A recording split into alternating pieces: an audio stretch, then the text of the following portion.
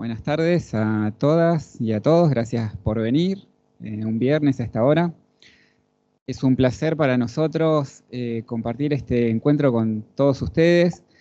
La capacitación está organizada por la Escuela Judicial del Poder Judicial, conducida por la doctora Edith Cristiano, ¿sí? Ministra del Superior Tribunal de Justicia de la provincia. Por iniciativa de la doctora se vienen realizando distintas capacitaciones, ¿sí? Cuyo objetivo, más allá del conocimiento que adquieren los asistentes, es hacer énfasis en los derechos humanos y en las víctimas especialmente vulnerables. El nombre de esta jornada académica es Prevención del Suicidio. Esta es la segunda jornada. El día de hoy, en líneas generales, se van a tratar conceptos relacionados a las intervenciones posibles, a los mitos y creencias, a las estrategias de prevención, identificar conductas suicidas, qué hacer y cómo reaccionar ante situaciones de este tipo, la posvención y factores de protección, entre otros conceptos. Nuestro panel está integrado por la doctora Cristina Martín, psiquiatra forense del Poder Judicial, la licenciada Valeria Gatica, psicóloga forense del Poder Judicial, el doctor Esteban Cavalieri, psiquiatra forense del Poder Judicial, y el doctor Mariano Ripoli, psiquiatra forense del Poder Judicial, todo es la dirección pericial del Distrito Judicial Sur, o sea, de acá de Ushuaia. Mi nombre es Lucas Berber, soy el coordinador de estos encuentros. Mi número de teléfono está disponible por si quieren realizar preguntas de manera anónima. ¿Sí? En el streaming está agendado mi número, así que me pueden escribir con total libertad. De todas maneras, si quieren participar a lo largo del encuentro, pueden levantar la mano y pedir la palabra y se les va a conceder. La asistencia es necesario que se acredite, ¿sí? Mediante el escaneo del código QR para todos los presentes. Y para los que están conectados vía streaming, con su nombre y apellido, esto es importante porque terminada la jornada y en el transcurso de los próximos días se van a entregar certificados de asistencia, así que después los pueden presentar en jefatura. Bueno, sin más preámbulos, le concedo la palabra a la doctora. Hoy estamos sin micrófono inalámbrico.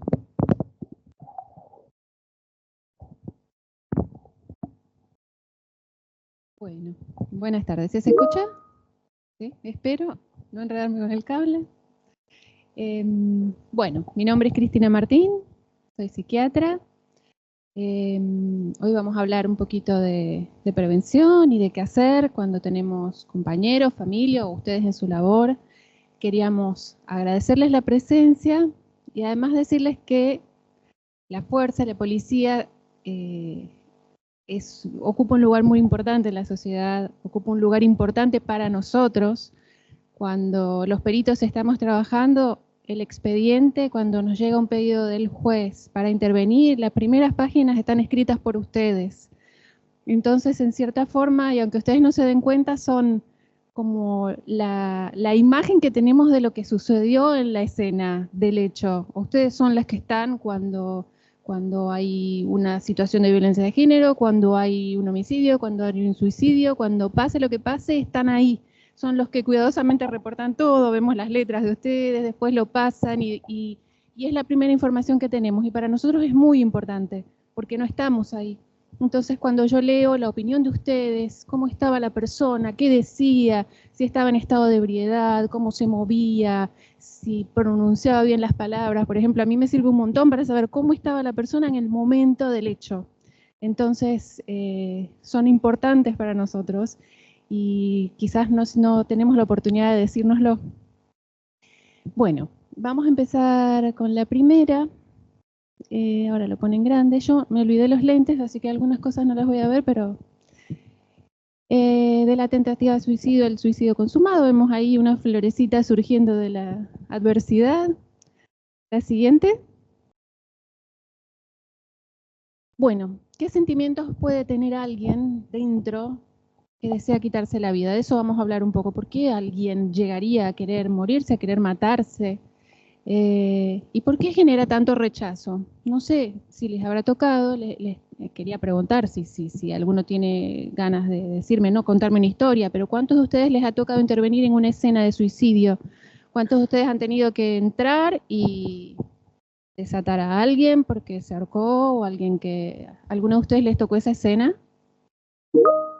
Bueno, es una escena muy traumática, estar y encontrar, la tienen que transitar ustedes, porque llegar, encontrar el cuerpo y toda la familia alrededor si está, es decir, es un momento muy traumático y lo tienen que afrontar solos, porque en ese momento no hay psicólogos, no hay psiquiatras, es decir, están ustedes con su humanidad, una persona que falleció, una familia conmocionada, y todo eso se naturaliza, pues nos pasa a nosotros también. Vemos tantas cosas horribles todos los días, que bueno, uno más, un abuso sexual más, una violencia de género más, es como, es tanto que parece que fuera normal y no es normal. No es normal encontrar un cuerpo, no es normal un homicidio, no es normal un abuso sexual. Y todo eso lo normalizamos, no lo hablamos, si tenemos suerte lo hablamos con los compañeros, nos vamos a casa cargados. Y en casa, si tenemos suerte y estamos preparados, hicimos terapia y estamos cancheros, dejamos el trabajo en casa. Y si no, nos vamos con el enojo, con el mal humor, con el fastidio a casa, con la tristeza, porque hay casos que dan mucha tristeza. Y todo eso nos horada.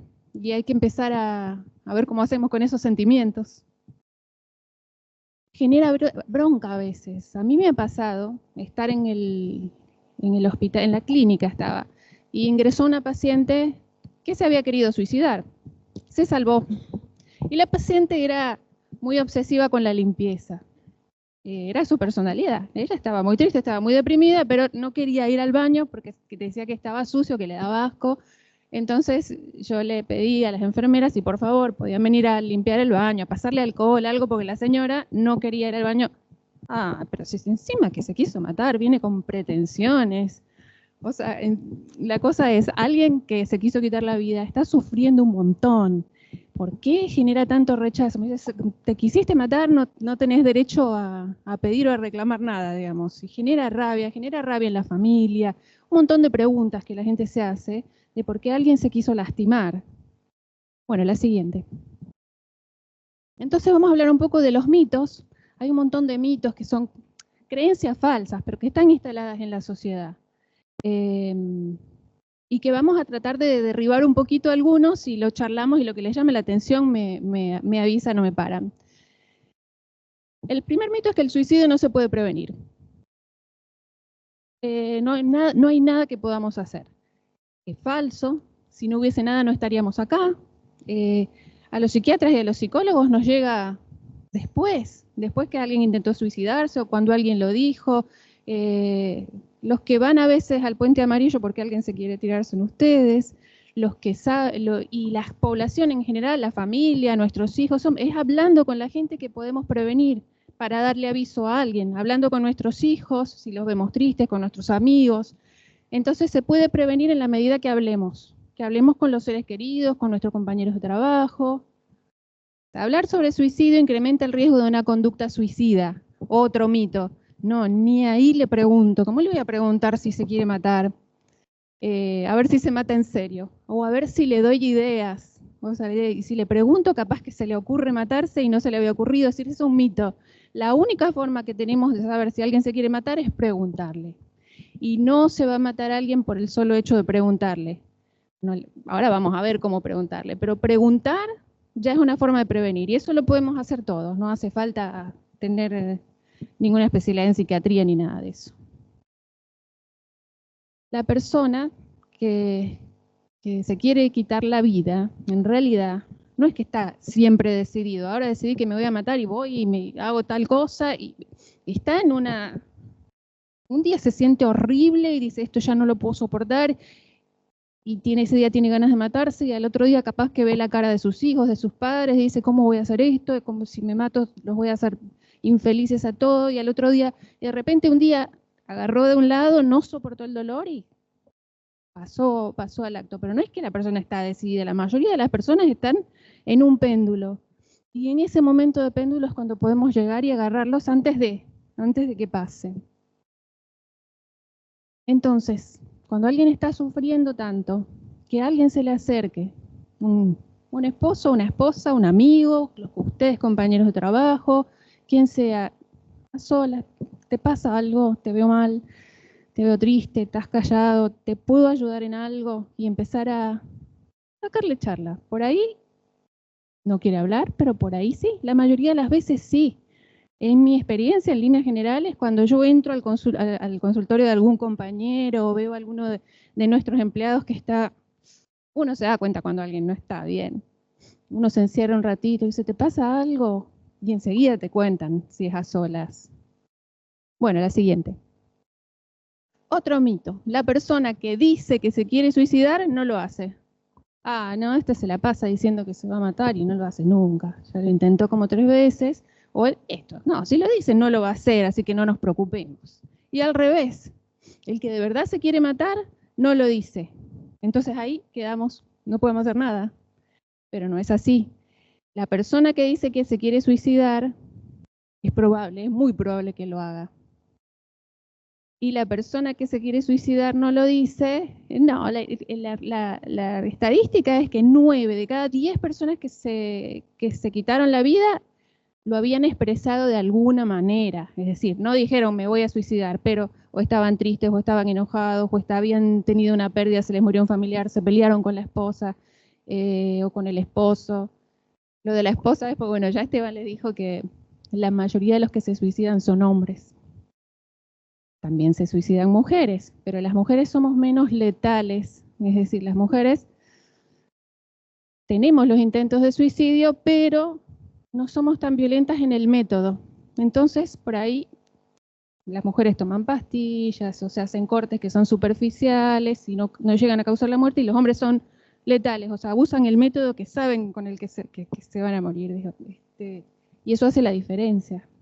Lo que no quiere decir, incluso a veces alguien que quiere, me acuerdo de un caso que estaba subido a una silla con la soga, dice, y ahora me voy a matar, y ahora me voy a matar.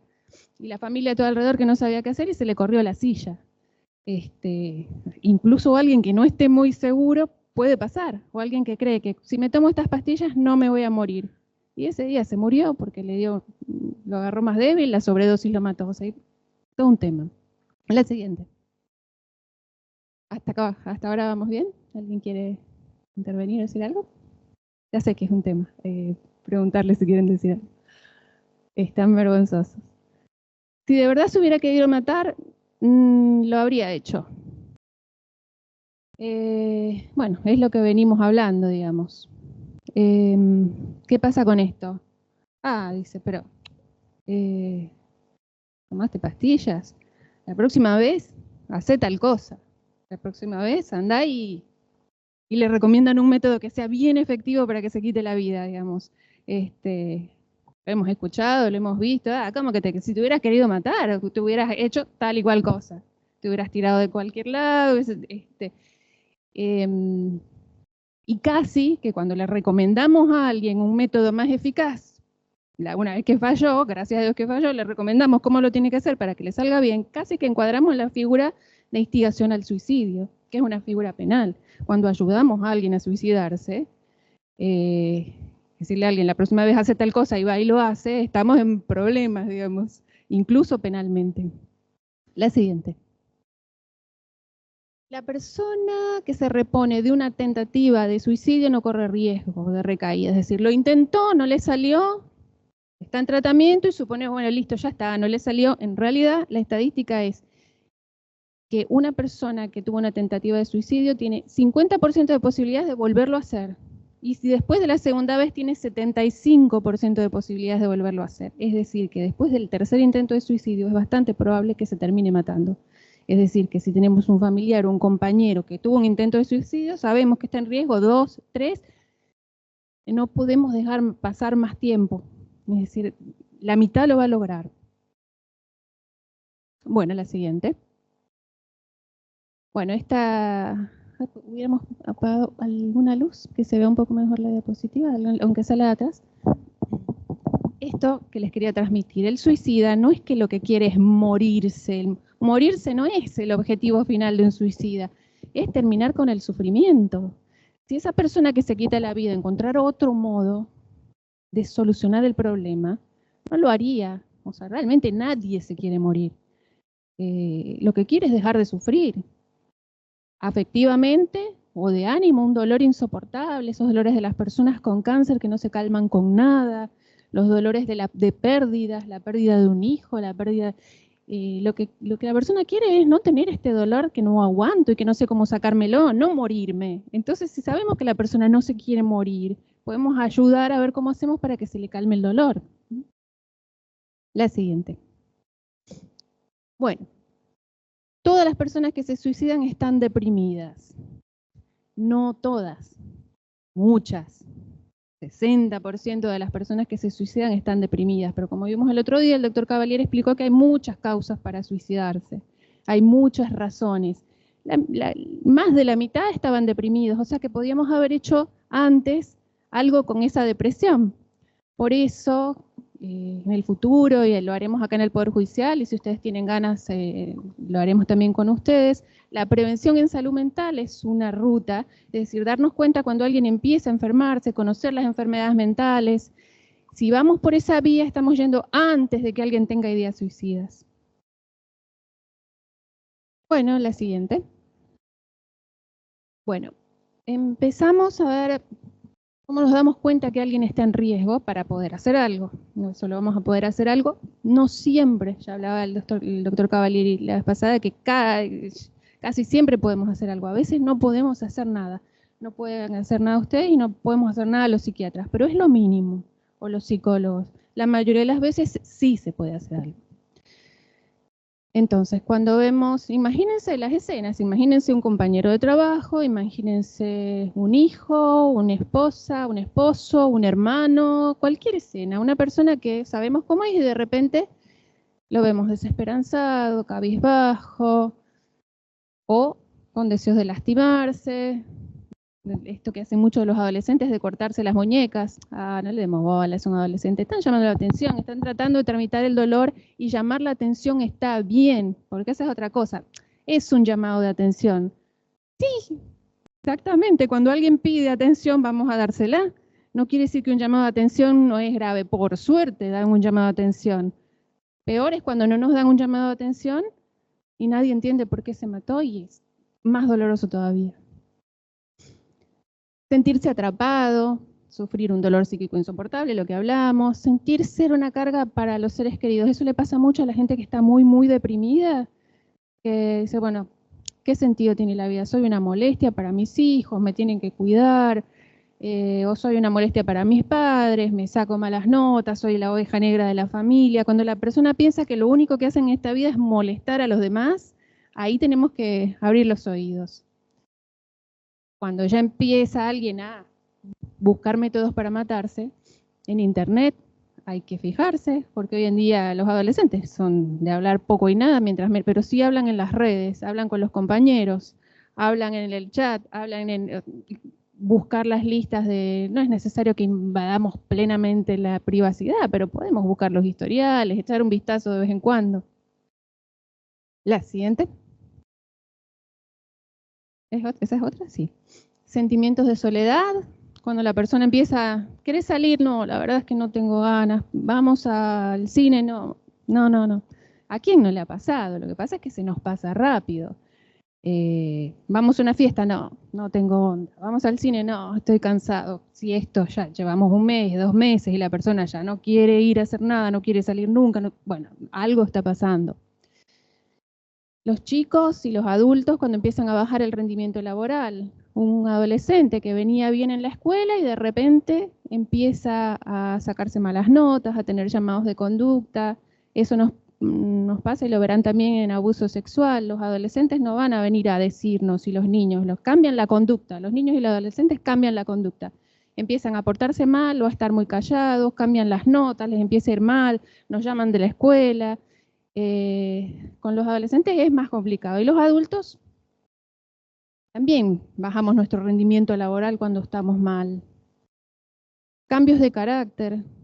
La habilidad es estar así medio sensible, cualquier cosa me hace llorar, pero también estar irritable, estar enojón, estar chinchudo. ¿Y qué le pasa? Mira la cara que tiene. ¿Qué les habrá pasado en el trabajo? ¿Qué le pasa a fulano que está tan mala onda? ¿Qué le pasa a fulano que está re chinchudo, que no soporta nada? Pues nos pasa en la casa, nos pasa en el trabajo. A mí, por ejemplo, me pasa cuando estoy enojado, chinchuda, me llevo todas las cosas por delante. Y ya ahí digo, pero bueno, y ya mi marido ya me carga, digo, tengo que bajar un cambio, pues ya se me rompieron 2 vasos, ya me llevé la punta de la mesa. Y nos damos cuenta de la gente que tenemos alrededor, cómo se pone, cómo está, tenés que hacer tal trabajo, qué pesado. Bah. Mostrar ira, angustia o sentimientos de venganza, eso en el suicidio contra las parejas, por ejemplo, que hemos todos escuchado casos terribles de mato a tus hijos y me mato yo después, y lo hemos visto, han sucedido. Como en los casos de depresiones y melancolías graves, padres o madres que matan a toda la familia y después se matan ellos. Pero las cuestiones por venganza también las hemos visto en los medios. Pérdidas recientes muy dolorosas, bueno, a veces la muerte de un hijo. Cuando la muerte de un hijo, para los niños la muerte de un padre, ¿lo habrán escuchado alguna vez? ¿O cómo explicarle a un niño que el familiar se murió? ¿Cómo explicarle a un niño? Yo me acuerdo de una escena que a unas nenas se les había muerto el padre y las doctoras les estaban diciendo que el papá se había ido al cielo. ¿Qué es lo que dice un niño? Yo quiero ir al cielo con papá. No es una idea suicida, pero podría convertirse. Todas estas cosas que decimos los adultos que damos tan por sentadas y que no sabemos qué impacto le cabe a un niño y cómo lo tramita adolescente. Por ejemplo, esto anecdótico que no tiene un poco que ver. Me acuerdo en un jardín, una mamá había tenido un aborto. Entonces, ¿qué le dicen a la nena? Tu mamá perdió al bebé. Y si lo perdió, ¿por qué no lo va a buscar? Y si lo perdió, me puede perder a mí también. O sea, cuidado con las palabras, con los niños cuando tienen pérdidas, porque eso después se puede convertir en una cosa inexplicable que se puede convertir después en una depresión. ¿Sí? Ahí está. Pensaba en relación a lo que comentabas de la ira o del enojo. Es muy común el tema de la ira en el suicidio. Y existen habitualmente suicidios que ocurren después de una pelea. Después de una pelea de pareja, después de una pelea callejera.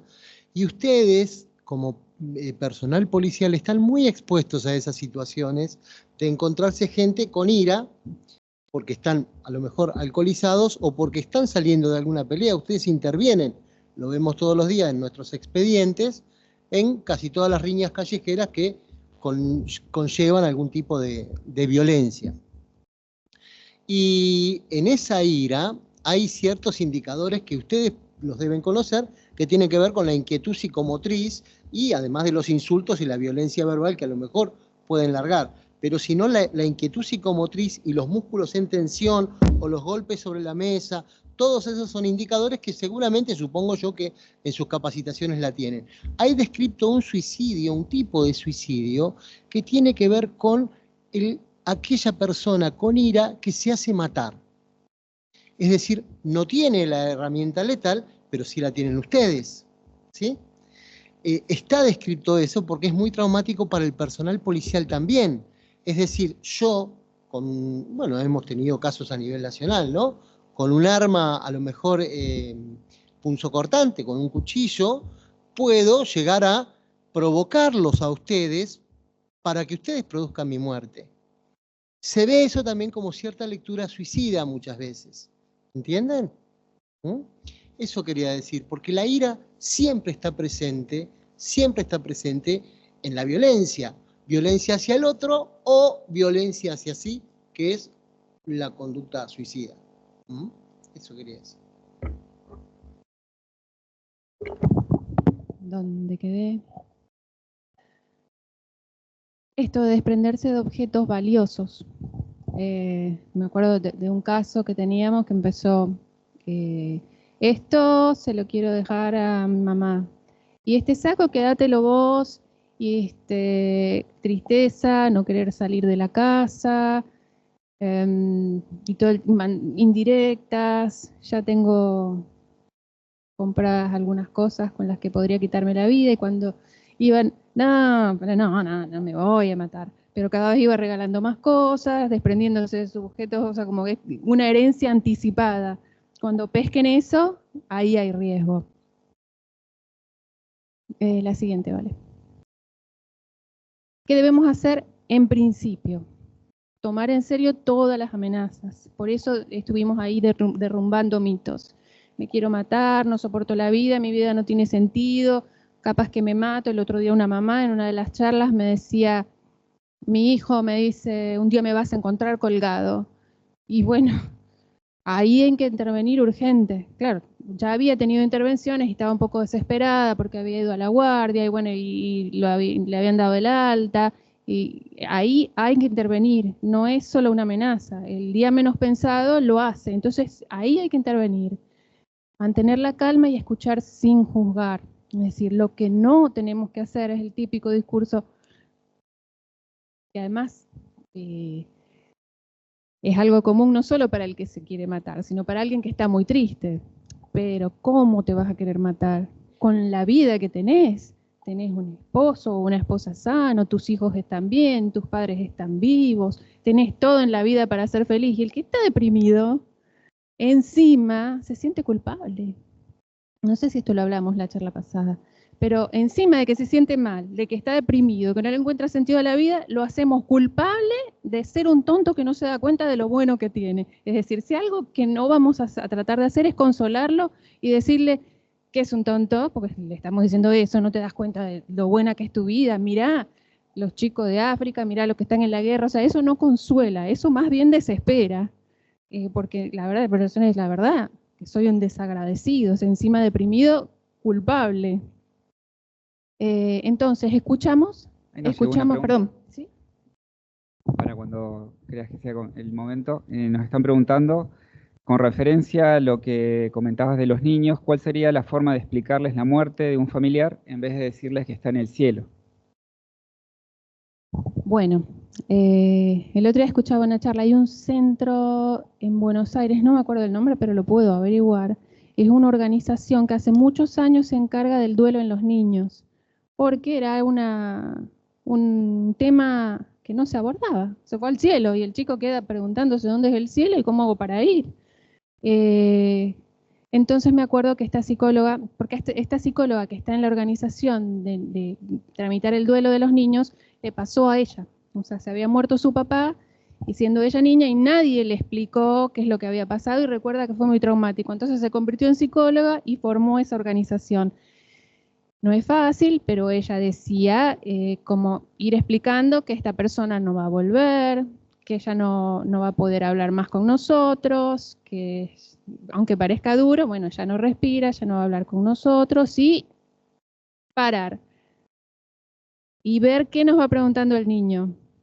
Pero estas cosas del otro, a otro chiquito le habían dicho, no me acuerdo, no sé si se había ido a la universidad, se había ido a estudiar, los chicos, tenemos que dar datos concretos de qué es la muerte, sutilmente y con pocos detalles. Bueno, papá no va a volver, ya no puede respirar, ya no puede hablar, ¿y por qué no? Bueno, iremos de a poquito, paramos ahí y esperamos a ver cómo lo tramita y esperamos las preguntas. Y lo importante es que esos chicos, la familia, se muere un papá, la familia está pendiente del entierro, del velorio, de todos los chicos quedan. ¿Quién se va a fijar cómo está el chico? Los mandan con la tía, 5 días en casa de la tía, les compran helado, los ponen a ver televisión. Y alguien tiene que poner una palabra ahí, preguntarle si quiere ir al velatorio y explicarle que la persona, explicarle con lo que se va a encontrar, que lo hacemos también cuando un niño va a ir a un quirófano. Mira, vamos a ir a un lugar donde va a estar en una caja, no se puede mover, no nos va a hablar, es la forma en que nos vamos a despedir. Es todo horrible, pero lo tenemos que hacer, si no el niño no entiende nada. Nos vamos a despedir, le podemos dar un beso o no, le podemos llevar una flor. ¿Querés ir? Y si quiere lo llevamos, y si no quiere, no. Es decir, damos información concreta, cortita, y esperamos a ver qué nos pregunta el chico en los días siguientes. Sin comparación, pero como hacemos con la educación sexual. No le contamos a un niño todo de una vez. Empezamos de a poquito y vamos viendo qué nos pregunta. Siguiendo un poco la línea de lo que contaba Esteban también, ¿no? Sobre todo en estas cuestiones de riñas en la calle, con mucha expresión somática, con alguna intoxicación en el medio, que puede ser alcohol, puede ser cocaína, etcétera, etcétera. también, ojo con el tema de las muertes en custodia, de la cuestión del suicidio en una celda.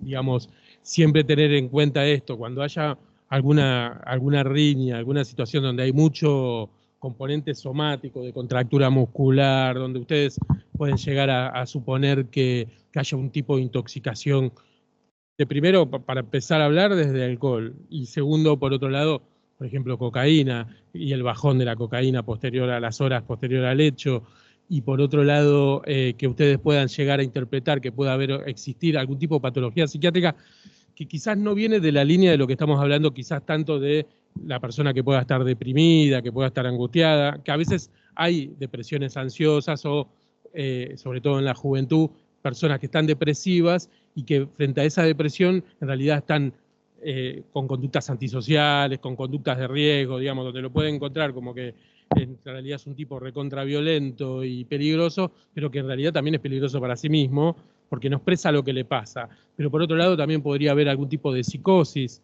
digamos, el consumo de sustancias y cuadros como puede ser una psicosis o algo que lo aleje de la realidad, lo hace impredecible. Entonces, ojo también en estas cuestiones de custodia, que pueda llegar a atentar contra su vida de alguna manera en una celda, tomando en cuenta lo que decía Esteban. No, y otra cosa mientras se acomoda, vale.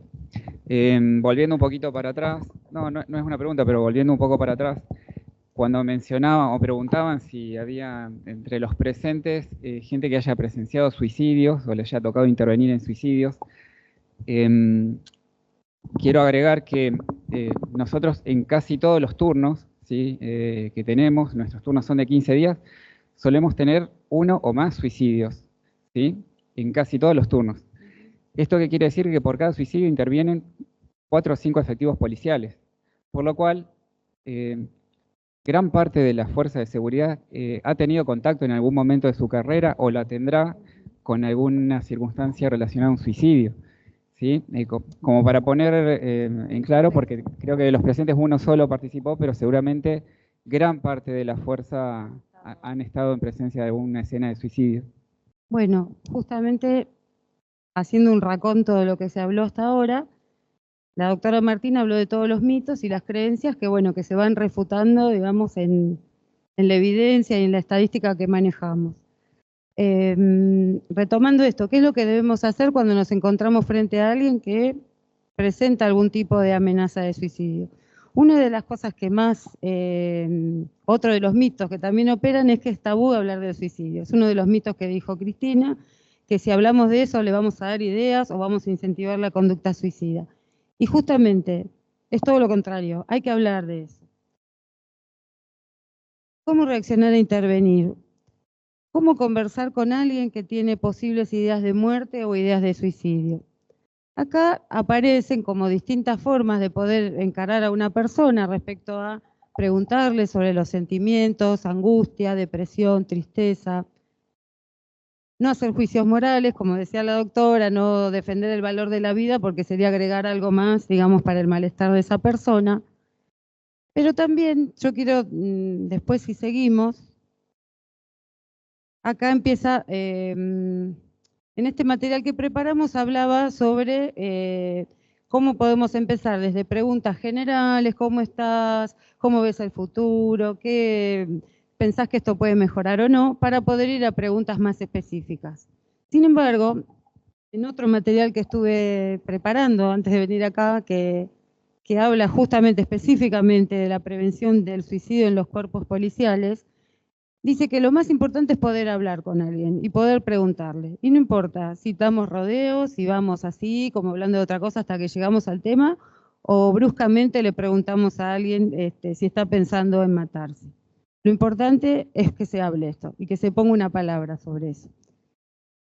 Digo esto como para poder pensar distintas formas de acercarse a alguien, pero bueno, cada uno encontrará la forma si encuentra una situación de riesgo en la que considera que tiene que intervenir.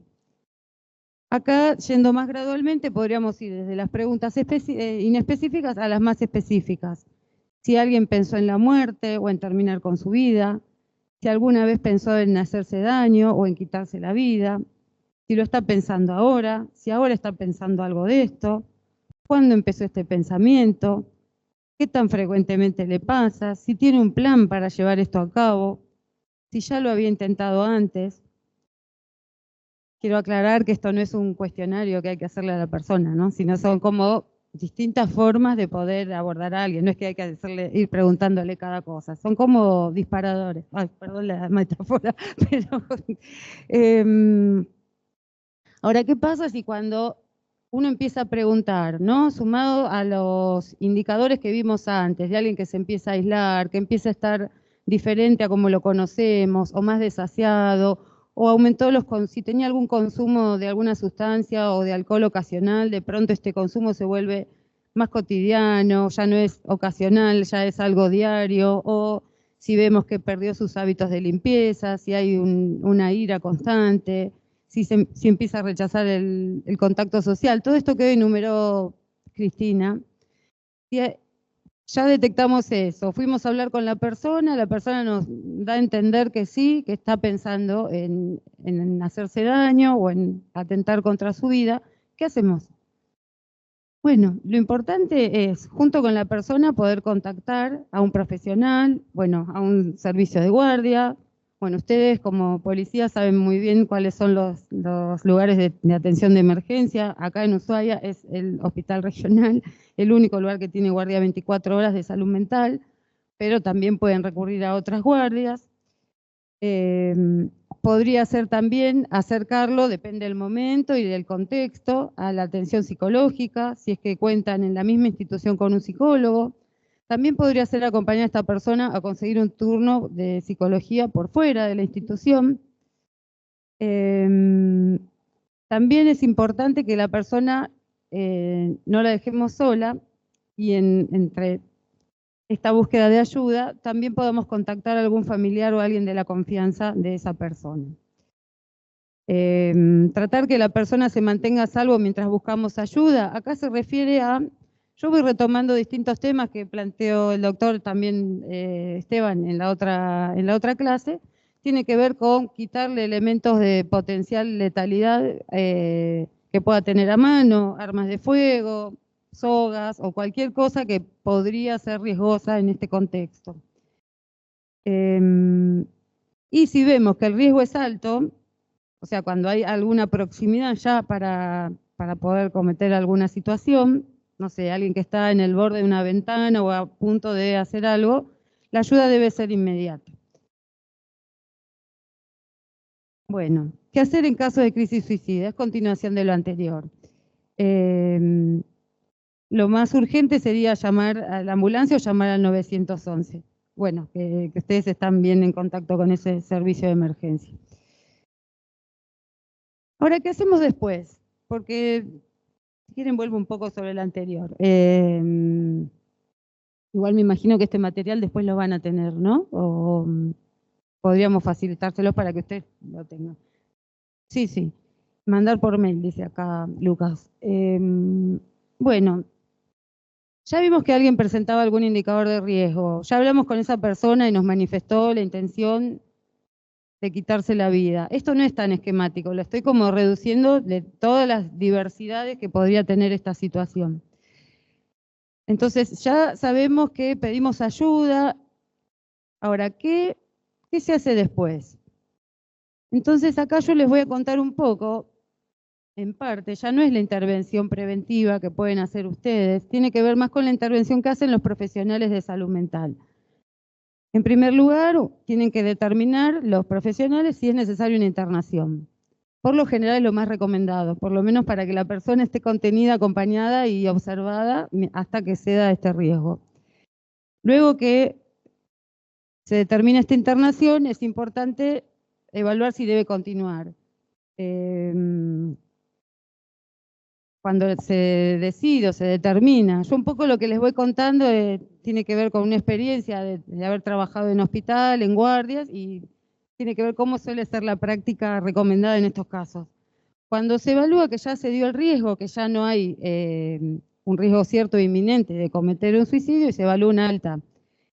Lo más recomendable es que esta alta venga acompañada de una indicación de tratamiento ambulatorio a veces psicológico, a veces interdisciplinario, psicológico, psiquiátrico. O sea, sería deseable que cualquier persona que haya terminado internada en una situación de urgencia de salud mental se vaya con una indicación o con un tratamiento comenzado. Y en el momento que se decide un alta o una externación, las personas allegadas a la persona que estuvo en riesgo deben irse con pautas de alarma. ¿Qué son pautas de alarma? Todos estos indicadores que hablamos antes, específicos para cada persona en particular, pero que todo el entorno de esa persona sepa que si se presentan conductas de determinadas características, como las que ya detallamos, deben volver a la consulta urgente. Aunque esto suceda media hora después que se fueron del hospital, no importa. O sea, esto es una urgencia y habrá que volver a la consulta de emergencia. Ahora, acá hablamos de un intento de suicidio previamente. Ahora, ¿qué hacemos cuando lamentablemente esta situación ya aconteció y una persona, bueno, cometió este acto y falleció? Es importante, digo esto para los que rodean a una persona que haya sufrido esta pérdida, que nos podamos acercar a la familia, a los amigos, a los compañeros de trabajo que están en duelo. Pensamos en el duelo como la reacción emocional y física que se da frente a una pérdida. En este caso estamos hablando de la pérdida de una persona querida o allegada o alguien parte de la cotidianidad de cada uno. ¿Qué pasa con las personas que eran parte del entorno de alguien que se quitó la vida? ¿Qué podrían llegar a sentir alrededor de alguien que se quitó la vida? Bueno, y esto lo ponemos como conductas o reacciones que son normales, que no son patológicas. O sea que las personas que sufrieron una pérdida pueden sentir todas estas cosas y no quiere decir que están cursando una enfermedad mental, sino que son reacciones lógicas y normales frente a una situación de este tipo. Es lógico, es normal preguntarse por qué, buscar una explicación, pensar todo el tiempo en la persona fallecida, más aún quienes pudieron ver esa escena, preguntarse si se pudo haber hecho algo, tener sentimientos de culpa, podría haber hecho esto, aquello, lo otro, qué le digo a la gente, preocupación si a mí no me podría pasar lo mismo, tener vergüenza de contar, qué pensarán afuera, aislarse. O sea, todas estas conductas son lógicas, no quiere decir que hay que dejarlas pasar, por eso. ¿Cuál sería la conducta esperable para un equipo de trabajo, por ejemplo, que tiene que trabajar con las personas que perdieron a un allegado? ¿Cómo se puede intervenir institucionalmente? Por ejemplo, en este caso, bueno, acá hablamos del retorno de un compañero que ha intentado suicidarse. Cuando alguien ha retornado de una internación o licencia por salud mental, o con los compañeros de trabajo de quien se ha quitado la vida. O sea, son estas tres, esta intervención institucional se llama posvención y tiene que ver con la intervención posible después de que se ha cometido este hecho, cómo podemos trabajar desde nuestros espacios laborales para remediar, digamos, este daño que se produce en las personas que están alrededor. Sí. No, va. Dale. Permíteme que diga la intervención institucional y me pasa la pregunta. Bueno, ¿qué hacemos con alguien volvió de la internación, volvió de un intento de suicidio o alguien cometió un suicidio? En esto es importante que en los espacios de trabajo se puedan generar momentos, encuentros de conversación. Por ejemplo, con el grupo que llevó a cabo, esto es específico para la fuerza policial, con el grupo que llevó a cabo un procedimiento en eventos que pueden resultar traumáticos, homicidios, suicidios, tentativas de suicidio. Y esto nos basamos en bibliografía que habla justamente de propuestas para prevenir el suicidio en los cuerpos policiales. Trabajos de todo el mundo que estuvimos consultando. Y que esto no es algo que se dé tan frecuentemente. Es poder reunirse y hablar. ¿Qué fue lo que pasó? ¿Qué hicimos? ¿A dónde fuimos? ¿Qué pasó en este hecho? ¿Cómo se sienten? ¿Qué pasa? Y esto por ahí limitado no a toda la fuerza policial, al equipo o al grupo de trabajo que intervino en ese operativo determinado. No propender a la naturalización de eventos traumáticos. Acá Cristina hablaba de que, bueno, por nuestros trabajos, por los trabajos de ustedes y por los trabajos nuestros, estamos todo el tiempo en contacto con situaciones extremas, que por ahí si alguien que no está en contacto con estas situaciones supiera, estaría espantado, y nosotros lo tomamos con cierta naturalidad, ¿no? Situaciones de violencia, abusos, suicidios, bueno, hay que tratar de desnaturalizar este horror y poder detenerse para poder hablar de esto que le pasa a una persona cuando se enfrenta a esta situación, como parte de su actividad laboral. O sea que estamos, de alguna medida, estamos preparados para enfrentar eso, o eso podría ser una variable de nuestro trabajo, ¿no? Porque nosotros como profesionales sí estamos preparados para escuchar determinadas cosas, ustedes como policías estarán preparados para enfrentar determinadas cosas que no tiene que enfrentar el resto de la población, pero eso no quiere decir que naturalicemos el horror. O sea, es importante poder decir, sí, yo estoy preparado para intervenir en esto, pero si hay un impacto de esto, o esto me angustia, me molesta, está bueno que después esto se pueda hablar y se pueda trabajar. También, bueno, otra de las propuestas posibles es generar espacios de formación continua sobre salud mental destinados a todos los rangos y jerarquías de la institución. Después, bueno, esto está relacionado con el primer punto, que es contener a los compañeros de aquella persona que se ha quitado la vida. Esto es lo mismo que anterior, poder escuchar a alguien, poder acompañar qué es lo que está sintiendo y qué es lo que está sucediendo ahí. Y también se desprende identificar si hay elementos en el contexto laboral que generen problemas, cuáles son los estresores, si hay conflictos interpersonales, etc. ¿Tiene preguntas? Lucas, dime. Bien. Tenemos una que dice que posterior a la intervención de una crisis, ¿sí?, si existe algún protocolo o qué se recomienda para el personal que intervino. A ver, ¿cómo? Bien, posterior a la intervención de una crisis, Sí. si existe un protocolo o qué se recomienda para el personal que intervino. Es esto que estamos hablando, a ver si entiendo una crisis, entiendo, un grupo policial interviene en una crisis, en un intento de suicidio, ¿cuál sería el protocolo para intervenir con ellos? Claro. Entonces, respondiendo a esa primera pregunta, o había otra después, ¿no? Bueno, ahora respondiendo a esta, tiene que ver con esto, con poder tener algún espacio institucional. ¿Qué quiere decir institucional? Que no sea por fuera del trabajo, que sea dentro del trabajo, donde las personas que han tenido que intervenir en una crisis, bueno, acá no pasa tanto, pero en Río Grande hay una antena donde todos se suben, y bueno, todos no, pero tienen que intervenir muchas veces, o un puente o algo donde tuvieron que ir y salvar a una persona que quiera quitarse la vida. Bueno, esto no es inocuo para la persona que intervino ahí, por más que esté preparada, entrenada y todo. Entonces, poder tener ese espacio para poder hablar después sobre qué le pasó a cada uno, cómo piensan que se puede mejorar, qué sintió cada uno, si algo de esto lo impactó en sí. Esto podría ser una parte de un protocolo posible. La otra parte yo creo que tendría que estar con generar espacios de formación continua sobre salud mental que permita gestionar el estrés y, bueno, y todo lo que conlleva la tarea específica. Bien. No sé, colegas, si ustedes quieren decir agregar algo a eso. ¿O?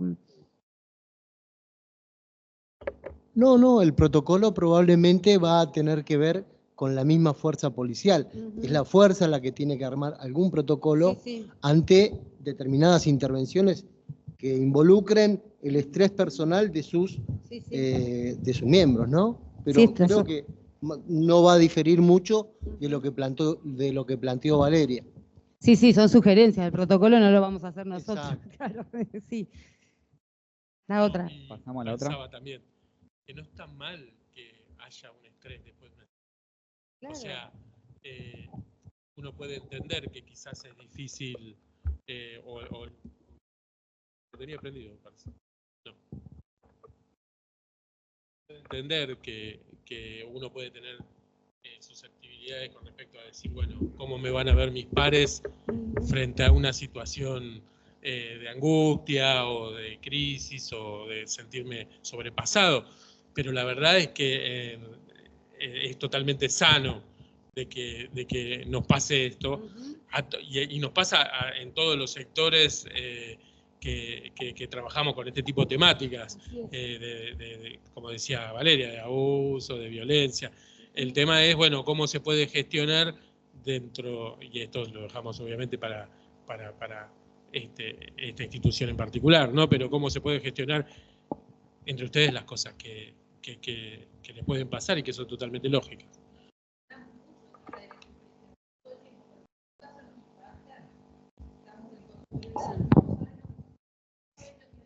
¿Verdad? Cierto es.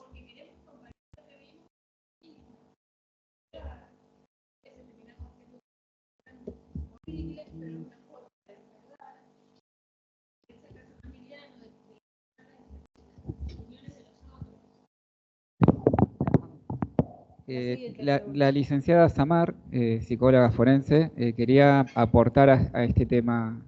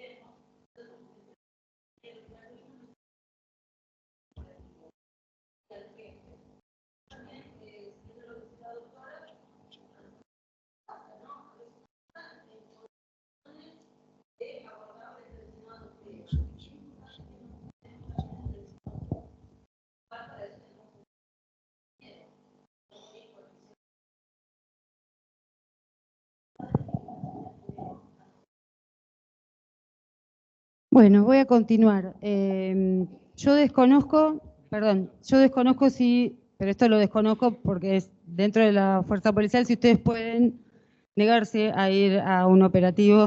Acá me dicen todos que no. Por eso, sí, porque quizás esas sí son herramientas que nosotros podemos tener como peritos o como psicólogos, decir, bueno, acá no porque me puede identificar.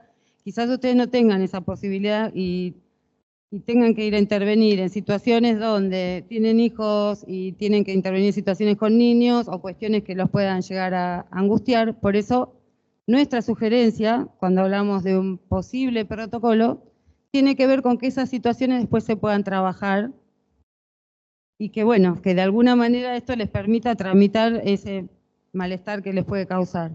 Sí. Sí, te vamos a pedir, Marina, por favor, te vamos a pedir si puedes hablar con el micrófono porque del streaming no están escuchando. Que no lo quiero decir desde el punto de vista de la negación. Obviamente, ustedes estando en un tipo de estructura que es verticalista, obviamente difícilmente puedan negarse, digamos. Lo digo desde otro lugar, del punto de poder comunicar que esto me está pasando. O sea, estoy pidiendo ayuda, estoy diciendo, esto me está pasando a mí, si apenas estoy pudiendo conmigo, ¿cómo voy a ir a ofrecer ayuda a otro? Me parece que esto sí se puede gestionar en estos espacios que decía Valeria recién, de poder charlar, porque si no me estoy descuidando a mí.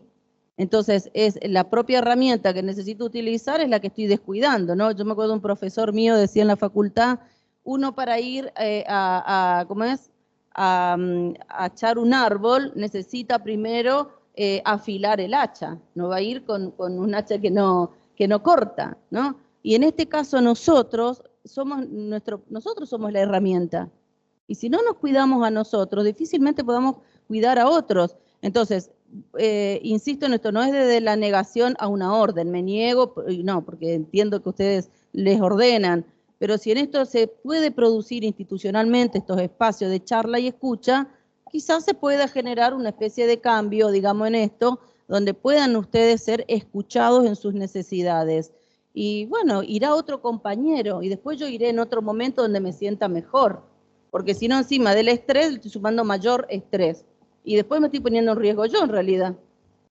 No sé si puedo explicar lo que quiero decir.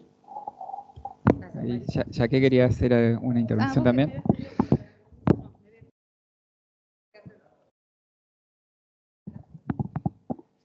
Ya me paré. No, mi pregunta era la siguiente. Entendiendo que todos los casos son distintos, si hay una herramienta o algún tip para cuando se encuentran cualquiera o ellos puntualmente con un caso concreto que se está realizando en el momento, como el muchacho que se está subiendo a la antena o el que está al borde, para poder contenerlo en el momento hasta poder salir de la situación. Gracias. Yo quería retomar algo que ahora te lo paso. Justamente, yo acá haría dos diferencias, y ahora le paso el micrófono a Cristina, no sé si llega el cable así, pero por un lado entiendo yo que hay un protocolo de intervención policial, que es el que ustedes deben manejar, cómo proceder frente a una situación así, y seguro que eso ya debe estar todo establecido. Respecto a indicaciones de intervención que podemos dar nosotros, tiene que ver...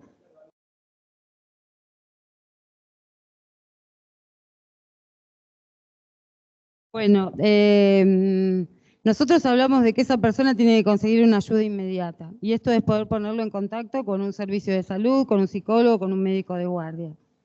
Respecto a cómo, yo entiendo la pregunta, es más para empezar a elaborarlo, cómo intervenir cuando alguien está subido a la antena, digo, como pasa en Río Grande, no sé, y cómo poder encarar esa situación. Yo creo que sí, hay una cuestión específica de poder empezar a hablar con esa persona, pero creo que eso...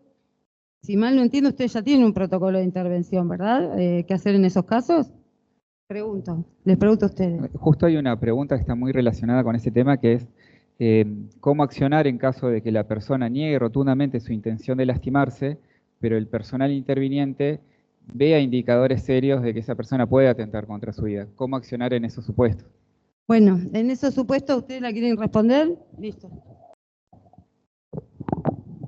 La pregunta de antes, para no perdernos sobre qué hacer en el momento, no sé si hay protocolos establecidos, sí leímos algunas cosas en relación a que el personal que va a ayudarnos se puede poner en peligro, o sea, si tenemos a alguien en la ventana que se está por tirar, no nos podemos poner en peligro para caer los dos. Entonces, primero generar espacio, generar distancia suficiente para que la persona no se asuste y se arroje al vacío o pase al acto, es decir, generamos distancia, pedimos ayuda y cuando tenemos la ayuda empezamos a hablar no al lado para que no nos lleve con nosotros o para no desencadenar el hecho, ¿sí? Entonces, con calma, hablando, con distancia, mientras pedimos ayuda. Parte de eso. Creo que tengo acá micrófono. Es el qué hacer y el qué no hacer. Son momentos muy críticos y no es lo mismo la intervención respecto de la pregunta de una crisis de una persona que está a punto de arrojarse de un balcón, de una antena o de un puente, o está a punto de saltar de un banco con una soga al cuello, o está con un arma en la mano, a observar la conducta de un compañero, familiar, amigo o ciudadano que uno no lo ve con ese riesgo. Entonces, son dos situaciones distintas, dos situaciones que conllevan un riesgo distinto, ¿sí? ¿Qué hacer? Primero, uno tiene que asumir una posición ética respecto de si puede o no intervenir y qué compromiso lleva esa intervención, ¿sí? Lo que uno va a hacer es, primero vamos a hablar de la crisis grave, que es la que ustedes por ahí tienen que intervenir en el patrullaje que pueden hacer los agentes a diario, que cuando uno los ve caminando de a 2 o a 3, ¿sí? Andan con radio, así que pueden enseguida pedir ayuda. Propiciar el diálogo con la persona, mantener una distancia física aceptable como para poder mantener el diálogo, mostrar empatía, es decir, favorecer el diálogo mediante preguntas abiertas en oposición a lo que es una pregunta cerrada. Pregunta abierta es, señor, yo estoy acá porque no lo veo del todo bien, estoy preocupado, uno se muestra en ese sentido vulnerable y me gustaría saber qué está pasando, ¿sí? Por ejemplo, si no lo viera colgado a punto de saltar. Si no, uno puede preguntar, señor, con todo respeto, ¿me permite ayudar? Quiero saber por qué usted está acá en esta situación. Imagínese que, póngase de mi lado e imagínese que voy a intentar, o lo que estoy viendo no es algo que sea una situación normal, ¿sí? Toda pregunta tiene que ser abierta, uno no puede juzgar o tratar de relativizar la conducta que la persona puede llevar a cabo y propiciar el diálogo. Si uno en una conversación con una persona en crisis puede lograr un diálogo de ida y vuelta, un diálogo, tiene un nombre, no me sale la palabra técnica específicamente ahora, pero es un diálogo de ida y vuelta, ¿sí? Con feedback, sí, pero tiene un nombre específico esa comunicación. Uno más o menos tiene la batalla ganada, porque uno se va a mostrar empático y primero se presentan, le dan su nombre, seguramente pueden llegar a estar ustedes uniformados, él va a saber de qué fuerzas son, pero tienen que mostrarse que ustedes están ahí para brindar ayuda, ¿sí? Y propiciar el diálogo hasta ver qué es lo que está desencadenando ese tipo de crisis, lo que después va a venir el pedido de ayuda, pero primero tienen que asegurarse ustedes de que esa persona no llegue a cometer el acto. Respecto del qué no hacer en esa situación es dejarlo solo, mostrarse autoritario o mostrarse peyorativo respecto de la persona en sí. Uno tiene que tratar de propiciar a que la persona continuamente esté hablando y se sienta comprendida. Con esto uno implica, en realidad, que uno no le va a vender humo, ¿sí? Como decía Cristina hoy, uno no va a decirle, mirá que la vida es hermosa, mirá que el problema no, fíjate que ahora vamos a ir a buscar a tu pareja que te dejó y la vamos a convencer, deja quedarte tranquilo, yo la voy a convencer para que vuelva con vos. Esas cosas no, primero porque no es garantía de que sea así, y segundo porque es muy probable que la persona lo perciba como que ustedes lo están queriendo engañar, porque ustedes no tienen la certeza de que la pareja va a volver con él o con ella. Pero habitualmente en esas cuestiones graves son con él. Por lo tanto, tenemos en el qué hacer, ya habíamos dicho, ayúdenme ustedes, mostrar empatía, estar convencidos de lo que uno va a hacer, dedicarle el tiempo suficiente, en el qué no hacer, no prometer cosas que uno no puede cumplir, esto en toda la estadía. Y una que por ahí, no sé si la dijimos, es no dejarlo solo, en ningún momento dejarlo solo, ¿sí? Incluso puede ser que esa persona no quiera recibir ayuda profesional, puede ser que esa persona no quiera ir a la guardia del hospital. Ahí está la otra pregunta que trajo Lucas, que era... Dos preguntas más relacionadas que se están respondiendo. Bueno. Bien. ¿Es probable? Bueno, lamentablemente vamos a tener que respetarlo, pero en ese punto sí también lo que no debemos hacer es prometer cosas que no vamos a poder cumplir. Y en ese punto uno puede decirle, mirá, yo voy a estar con vos y te voy a acompañar en esta situación, de esta vamos a intentar salir juntos, yo no te voy a ofrecer esperanza de cosas que yo no sé, y voy a respetar incluso hasta el silencio, ¿no? El silencio profesional lo puede uno respetar hasta que el riesgo pueda llegar a ser mayor y uno deba incluso hasta romperlo. ¿Sí? No sé si es claro en cuanto a que romper el secreto, claro, de decir, mira, yo esto no lo vamos a hablar con nadie, pero en el caso de que yo considere que el riesgo te supera y me supera a mí en cuanto a mi capacidad de ayuda, sí voy a tener yo que buscar ayuda para vos. ¿Me entienden? No mostrarse completo en el sentido en que uno se las sabe todas y que esto ya está solucionado. No, habitualmente es bueno un poco lo que hablábamos la vez pasada respecto de esta masculinidad más sencilla, digamos, donde uno no tiene por qué saber todo. Uno no tiene por qué saber qué le está pasando, ni siquiera tenemos la garantía de saber si se le van a solucionar los problemas que lo llevaron a esa situación. Y alguna otra cosa más del que no hacer es, bueno, el no... Sacarle los medios de potencial letalidad a una persona. También esa es la que sí hay que hacer, ¿no? Alejarlo de los medios letales. Claro, eso es lo que en muchos casos se ha visto, y ustedes lo deben haber leído, visto o actuado, que hay como ciertos actos que son hasta, no sé si en definitiva heroicos o no. Por ejemplo, supongamos que Mariano tiene un puente acá y Mariano se quiere tirar, ¿sí? Entonces yo agarro a la esposa, digamos las esposas que tienen ustedes, le pongo, sí, bueno, dale. Y me arrastrás a mí. Ese punto que es propio de películas son situaciones que suelen darse también, no son muy convenientes de hacerla. Hay actos heroicos, muchas veces lo deben haber visto en videos, en donde viene alguien y le hace un tacle y lo mete para adentro. Yo la verdad que no me ha pasado esas situaciones.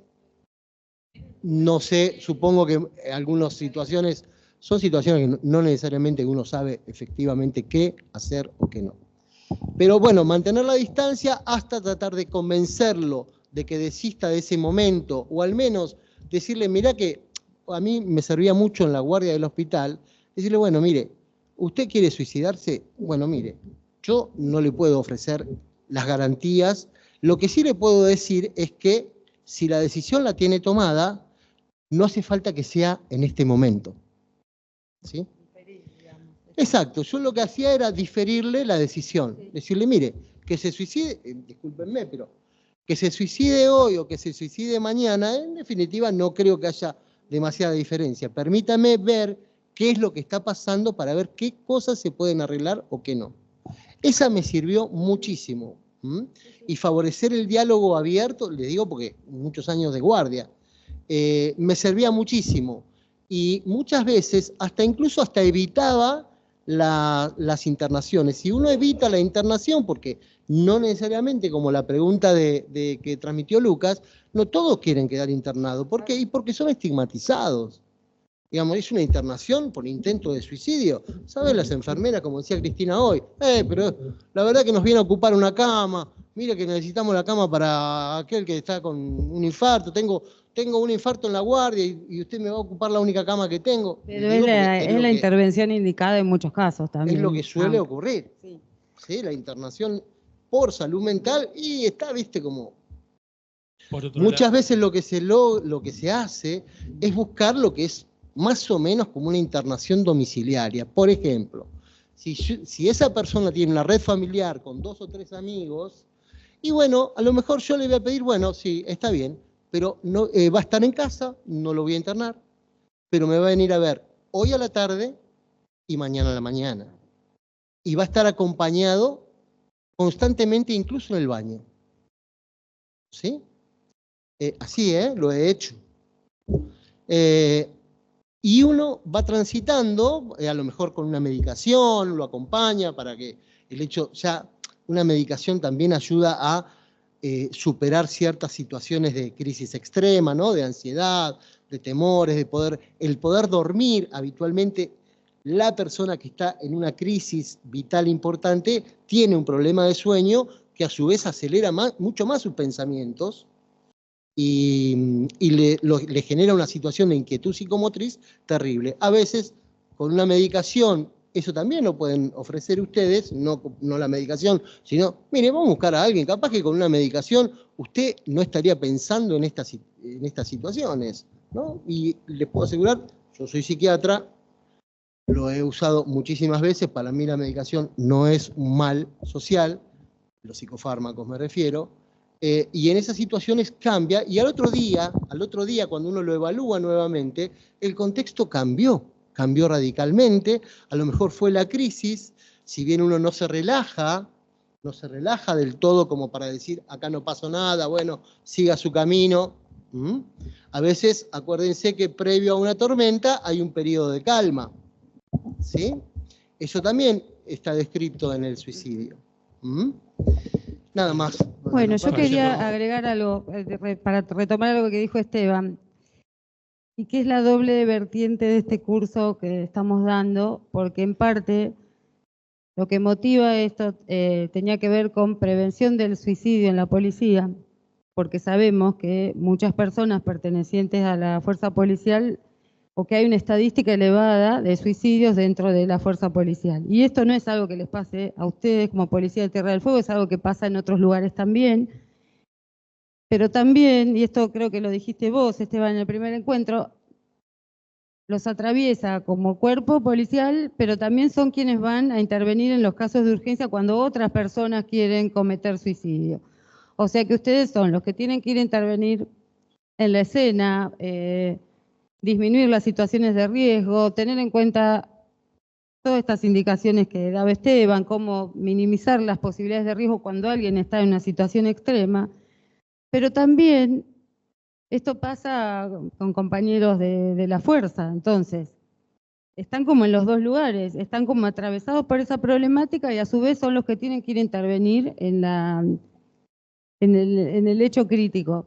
Entonces, quizás algunas intervenciones tengan que ver con cómo posicionarse ustedes como policías, cuando tienen que ir a intervenir, cómo pueden trabajar esa situación traumática después, cómo es deseable no naturalizar la violencia a la que se ven expuestos y todo tipo de situaciones extremas a las que, bueno, tienen que afrontar diariamente como en su jornada laboral.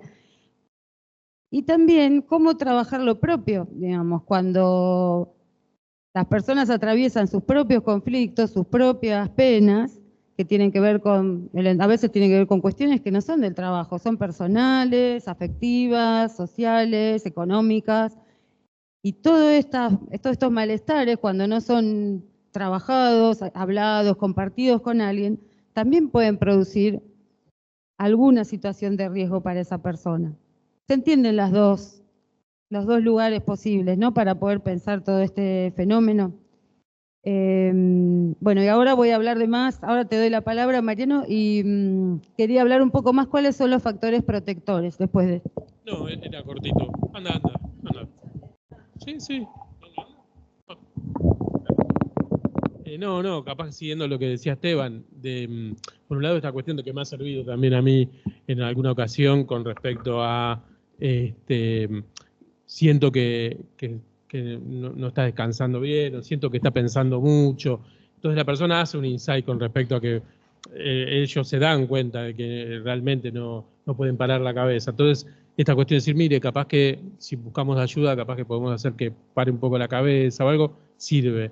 Y por otro lado, esta cuestión de que en la situación que contaba Esteban de una persona que está a punto de cometer un suicidio, digamos, la persona va a tener generalmente mucha suspicacia y mucha decepción al momento de lo que está sintiendo en ese momento. Entonces, no mostrarse desafiante, digamos, que está por cometer eso, ¿no? No mostrarse desafiante, no mostrarse como que uno, como decía Esteban, no lo sabemos todos, sino esta cuestión de mismo poder plantear, decir, me angustia como lo veo, me preocupa, eso rompe un montón para ayudar. Justo tenemos una pregunta relacionada con eso, Mariano, que decía cómo actuar ante una persona que quiere quitarse la vida, que tiene un arma de fuego o un arma blanca, qué decir, qué no decir, cómo actuar para que no se altere más y que a su vez no lo use al personal policial como medio para concretar ese fin. Esa pregunta entiendo que vino en este contexto, Exacto, o sea que sí. Es un personal policial el que preguntó Sí. esto. Porque uno diría que hay que hacer llamar a la policía en esos casos, ¿no? No, pero teniendo en cuenta que ya está interviniendo y se encuentra con esa situación. Se encuentra con esta situación. Bueno, esto es un ejemplo que dio Esteban hace un rato respecto a cómo era la actitud heroica para provocar el suicidio, hacer que Sí. otros lo maten.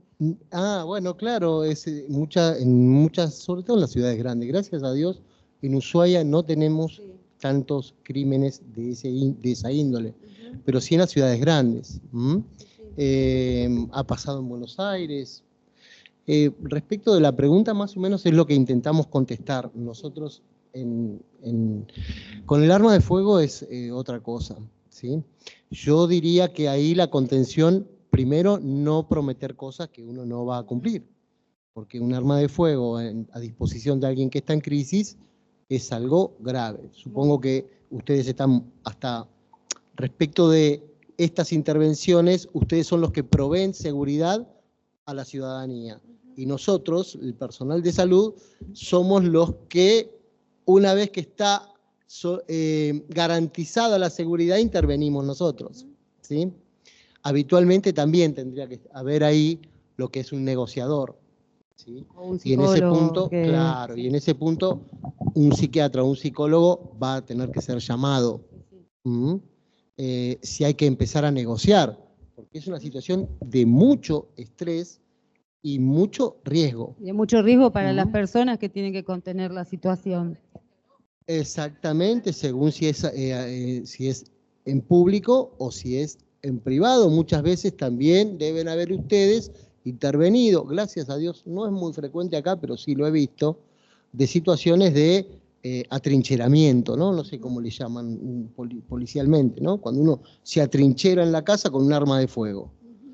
Y bueno, han habido situaciones hasta que los jueces han intervenido, ¿no? Sí, sí. Hasta donde, gracias Ha a pasado Dios, en Buenos Aires ciudades, esto, sí. no, incluso acá. Acá yo también. recuerdo un caso de una persona que tenía un arsenal en la casa y bueno, nada. Bueno, ahí hay que buscar un mediador. Ese mediador habitualmente va a estar capacitado como para contener este tipo de situaciones. ¿Es garantía de que haya un mediador y que haya un psiquiatra, un psicólogo y que haya policías capacitados? ¿Es garantía para prevenir todos los suicidios? ¿Homicidios? No, no hay una garantía de un 100%, pero cuando uno más capacitado está, más probabilidades tiene de que esa situación violenta sea diluida, por decirlo de alguna manera, y esa persona reciba la ayuda profesional que sin duda merece. Cuando hay situaciones de riesgo así, merece ayuda, incluso ahí sí, profesional. ¿Sí? Son situaciones de mucho riesgo. Bueno, yo quiero, perdón, Esteban, ¿tenés más? Quería agregar algo a esto. No, nada más. No sé yo si lo que más o quería menos agregar contesta a la esto, pregunta, si queda algo. Yo no, quería no me agregar acuerdo. a esto que está surgiendo por las preguntas y lo que contestan mis compañeros, que creo que acá nosotros lo que estamos intentando es decir, ¿hay un abordaje posible? ¿Hay una prevención posible? Sí. ¿Esto garantiza el 100% de los casos un éxito? No.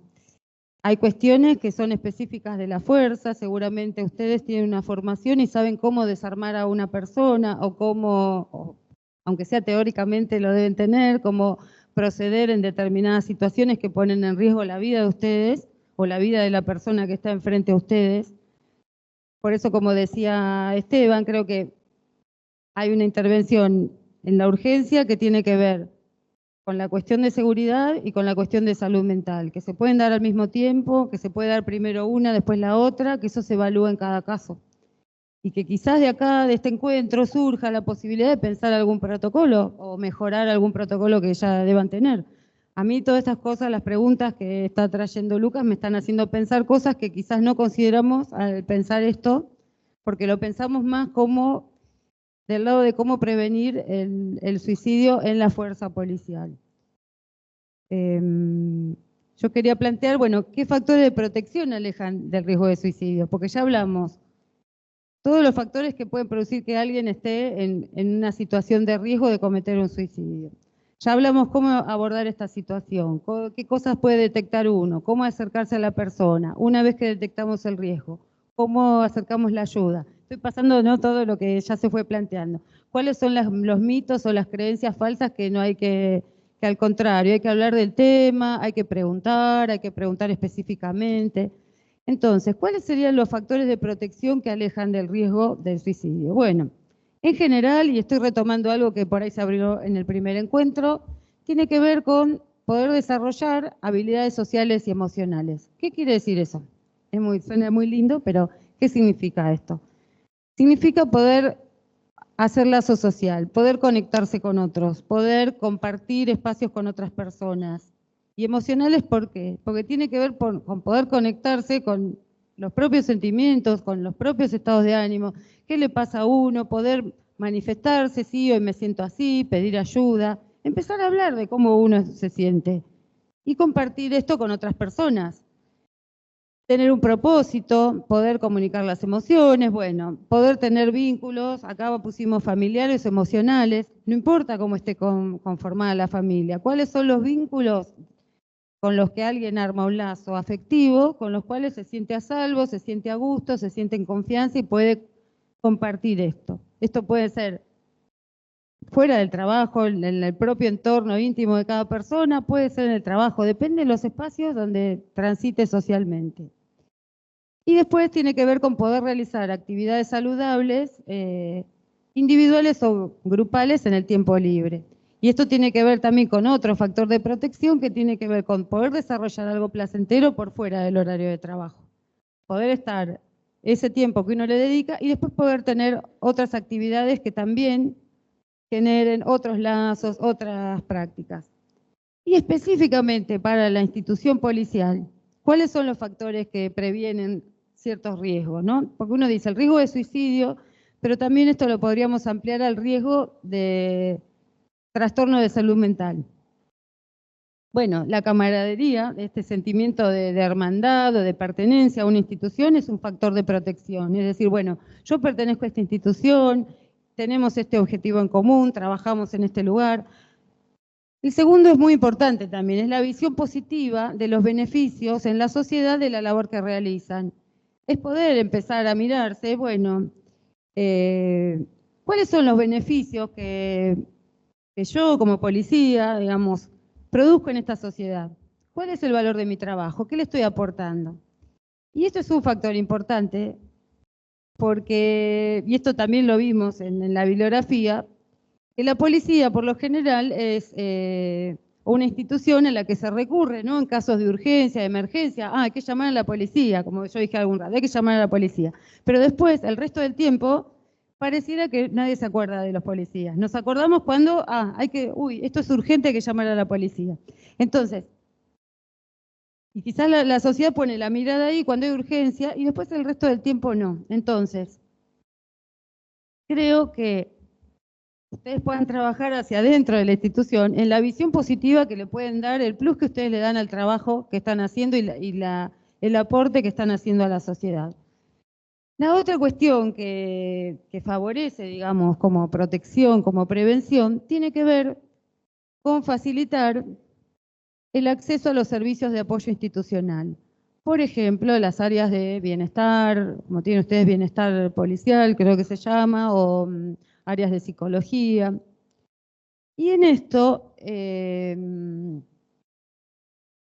no siempre es necesario que la consulta, o si ustedes necesitan hablar de algo que les pasa, tenga que ser con el área de bienestar, que es un área que entendemos que está disponible para que ustedes se puedan acercar. También pueden buscar ayuda en los centros de atención primaria, en el servicio de salud mental del hospital, en efectores de la obra social, porque todos tienen obra social, entonces pueden, lo importante es buscar ayuda profesional. Cuando sientan que algo de lo que sucede, desborda, pueden hablar con los amigos, pueden hablar con la familia, pero bueno, hace falta algo más, pueden buscar ayuda. Ustedes deciden dónde. Tienen la posibilidad en la institución, pero también tienen la posibilidad en el sistema de salud. Y después, estadísticamente, hay evidencia que los planes más exitosos de prevención del suicidio en los cuerpos policiales ha sido cuando se ha combinado la detección temprana de una situación de riesgo, como todas las que enumeramos hoy, con la posibilidad de acceso temprano también a la consulta con psicólogo o con psiquiatra, o sea, la consulta de salud mental. Hay experiencias en otros lugares del mundo donde, bueno, la policía se ha puesto de acuerdo con, no sé, con asociaciones profesionales o con colegios de psicólogos o de médicos para generar algún convenio, cupos para que alguien pueda llegar rápidamente a la consulta, que no haya las demoras que suele haber, y que esto no ayuda a esta prevención. Son ejemplos. Ya terminamos. Así que bueno, esto ha sido por ahora. No sé si hay preguntas. Lucas. Mira, una reflexión, digo, en relación a la dificultad del acceso del personal policial a la consulta especializada, incluso hasta todos conocemos las dificultades que tienen los miembros de la fuerza, de las fuerzas, para no hablar específicamente de la Policía Provincial, porque esto es atinente a todas las fuerzas de seguridad del país, con esta dificultad de acceso al sistema de salud, que es una que tenemos dificultad de todos los toda la ciudadanos, población. pero siendo que es una población de vulnerable o de mayor riesgo, sobre todo en nuestra provincia, por ahí se podría llegar a plantear con el Ministerio de Salud, no ellos, no la fuerza en sí, pero de algún lado tendría que salir de convocar el interés para priorizar la asistencia desde el Ejecutivo. ¿Sí? Son parte de las ideas que surgieron a partir de esto que escuchamos. Yo por ahí lo puedo hacer yo, digamos, llamar al director de salud mental y decirle, mira, tenemos un problema determinado y necesito que aquel personal de las fuerzas de seguridad sea considerado como como persona vulnerable. Es decir, por lo tanto va a ser prioritaria la asistencia respecto de esa persona en sí. ¿Sí? Eso se me ocurre como una posible situación, porque también sé de la dificultad de acceso que tienen para volcar una consulta. A mí se me ocurrió la asociación de psicólogos también, que mirá, tienen hay una asociación de psicólogos, asociación fueguina de profesionales de la psicología, de la cual yo también formo parte, pero donde justamente se trabaja para tener un listado actualizado de quiénes son los profesionales psicólogos matriculados que trabajan en la provincia. Y yo sé que se están trabajando con distintos proyectos para generar algún tipo de atención a la comunidad con algún arancel diferenciado. O sea que esto, les comento, yo no estoy haciendo consultorio, así que no me estoy promocionando en esto, pero sí existe ese espacio y son lugares posibles como para generar algún tipo de convenio. Sí. Claro, tal cual. Allá pregunta. Sabemos que algunas de estas propuestas no están en manos de ustedes o no están en manos de todos, o sea que es posible que más adelante pensemos quizá en algo más institucional o en hablar con los rangos superiores de la policía, la gente que pueda tomar decisiones y tener una charla más privada entre nosotros para ayudarlos también a ellos a detectar riesgo hacia las personas que tienen a cargo, digamos. Maxi quería, el licenciado Heredia pidió la mano. Pero tenés que acercarte. Vení Maxi, por favor, que hay gente en streaming. Bueno, ahí lo presentamos, el licenciado Maximiliano Heredia es psicólogo forense de la dirección. Compañero de los doctores. Me surge retomar algo que creo que es importante tener en cuenta, que entre la salud y la enfermedad no hay una división tajante, que son una cuestión de grados o de volumen, es como tener un pequeño, como un clúster de volumen, digamos, como un switch de volumen, que muchas de las cosas que nos pasan, como la tristeza, una excesiva tristeza o incluso una euforia, una alegría, nos pasan a todos. Momentos incluso de suspicacia, una persona puede sentirse algún día un poco más perseguido, o una persona frente a estrés, como decía la doctora, que cuando estaba sometida a estrés, ella se chocaba las cosas, se le manifestaba en el cuerpo, o una persona cuando tiene sueño y hambre se pone de mal humor, o sea que la psicopatología, o lo anormal, o lo morboso, o lo enfermo, es un poco parte también de la normalidad, que no nos tiene que extrañar, y por eso podemos comprender estas cosas, porque están cerca de las cosas cotidianas que nos pasan a nosotros. Y parte de las cosas cotidianas que nos pasan a nosotros son las cosas que dijeron acá, con palabras técnicas, pero que también están asequibles a nosotros. Esto que hablaban de la reflexión o de poner palabras, o lo que decía el doctor cuando le decía, bueno, si usted tiene la convicción, deje el plan para otro día. Bueno, esa capacidad reflexiva, esa capacidad de poner en palabras, esa capacidad de formalizar, o que nosotros le decimos proceso secundario o elaboración mental, tiene que ver con lo que nos diferencia a nosotros de los animales. Lo que nos diferencia a nosotros de otras especies es nuestra capacidad de abstraer, nuestra capacidad de planificar, nuestra capacidad de elaborar. Y muchas de las estrategias que vimos acá tienen que ver con eso, con por qué no pones palabras, por qué no hablas con un compañero, por qué no buscas un apoyo, por qué no sos asertivo en comunicar las cosas que te suceden, por qué cuando estás contento no lo decís, por qué cuando estás insatisfecho o enojado con alguien no se lo decís de un modo que no pierdas esa relación. Bueno, todas esas cosas que dijeron acá tienen que ver con cosas que nos pasan a todos los días, que no es que de un momento para otro sucede un quiebre, una ruptura. Y también con lo que comentaban del tema de qué pasa el día que alguien se muere. También es un hecho que nos pasa a todos cuando tenemos una decepción, una pérdida grande. Pasa un hecho que se puede tomar de una forma morbosa o una forma normal, que es la decisión.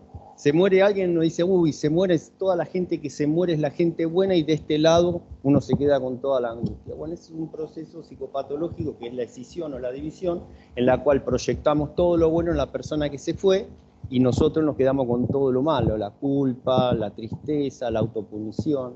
Entonces, en ese sentido quería yo plantear esta cuestión, ¿no? Que hoy en día nos estamos dando cuenta que por ahí la gente anormalmente sana no existe, o son muy pocos, son un porcentaje muy chiquito la gente anormalmente sana, y en realidad lo que la gente común, la gente normal, la gente que trabajamos, la gente con la que interactuamos, son gente que tenemos estas cosas, que a veces estamos mal, que a veces estamos bien, que a veces estamos más suspicaces, que a veces estamos excesivamente contentos, incluso irritados, a veces estamos excesivamente tristes, que cuando estamos sometidos a tensión nos ponemos nerviosos, cuando estamos excesivamente contentos, como dije recién, nos ponemos irritados, y que bueno, es una de las estrategias que sí nos diferencian de otras especies, y es la que tenemos a nuestra mano, es la capacidad de comunicarnos, de reflexionar, de contar con otros, y que de alguna manera creo que esa es la forma de prevenir, hablar, la palabra, ¿no? Como hicieron nuestros compañeros. Eso. Gracias, Marcelo. Tenemos una pregunta. Bueno, ¿hay más preguntas? Tenemos una Lucas. pregunta muy puntual que dice si se puede considerar como factor de riesgo para el personal policial la carga horaria, los horarios rotativos y la exigencia que tienen las 24 horas del día, dado las funciones que cumplen. Bueno, este fue uno de los factores de riesgo que también estuvimos viendo, capaz que no estuvo reflejado en las diapositivas, pero bueno, hay características del trabajo policial que tiene que ver esto con las dificultades, los horarios que no son fijos, que esto puede traer dificultades para conciliar los horarios familiares, porque digo, los que tienen hijos o otras actividades, las actividades de los chicos de la escuela tienen horarios fijos, y por ahí a veces se junta, no pueden llegar a cumplir con determinadas cosas, o los comercios, no sé, los supermercados tienen horarios fijos y a veces no llegan a tiempo a hacer la compra, o los turnos médicos también, o sea, como que inherente al tipo de trabajo que realizan, hay como una tensión, digamos, para poder conciliar la vida familiar, social con la vida laboral.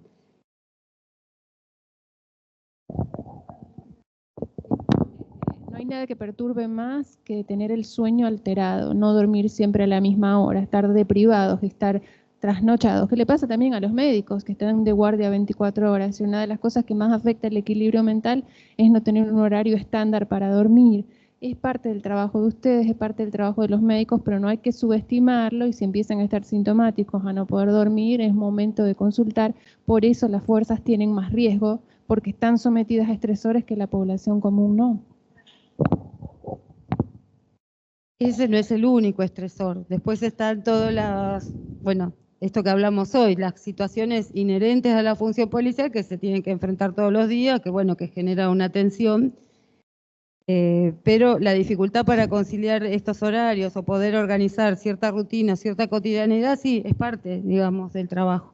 ¿Hay algo más, Lucas? Sí, yo lo que se me ocurre pensar es algo que no nos es fácil hablar a nosotros porque no pertenecemos a la fuerza y porque tiene que ver a las fuerzas y porque tiene que ver con cuestiones hasta filosóficas, ¿sí? Respecto de lo que es la profesión o la función policial.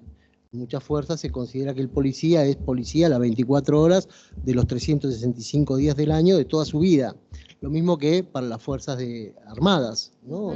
O gendarmería o prefectura también. Ahí hay cuestiones que por ahí ya empezamos a discutir cuestiones filosóficas respecto de las funciones y las profesiones, y me parece que excede a nuestra función.